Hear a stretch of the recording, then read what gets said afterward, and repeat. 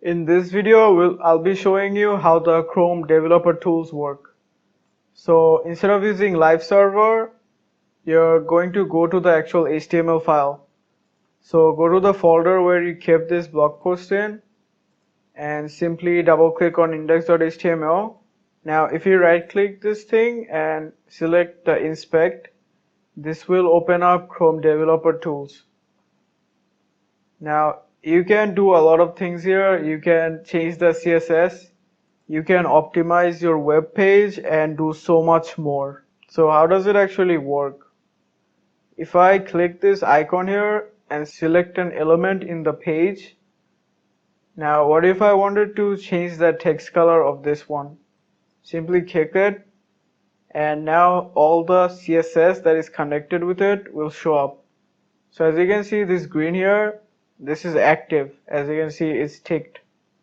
Now if I change this to red, this will update the page. Now whatever you change in the Chrome developer tools, this isn't fixed. So if you refresh this, it will go back to how it was before. So there's a lot of other things you can do. So let's say I wanted to change the font size to 20 pixels, then this will work. Now if I just click the refresh button, it just goes back to normal because the developer tools doesn't permanently change this text. Now let's check out some other websites. So let's search for IMDb. Now this shows up. Now you can change whatever you want here. So right click and inspect it. And what if I wanted to change the title here? So IMDb, click that. Now this is the HTML document that shows up. And here if I type in hello world, this will change the text to hello world. Now what if I wanted to change the font size? So here, this is where the CSS is. And if I type in, let's say 50 pixels, it will change the font size as well.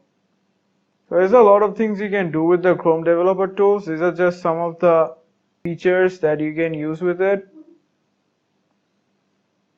So hopefully this is the last episode in this crash course, and I hope you enjoyed it. And yeah, thanks for being with me.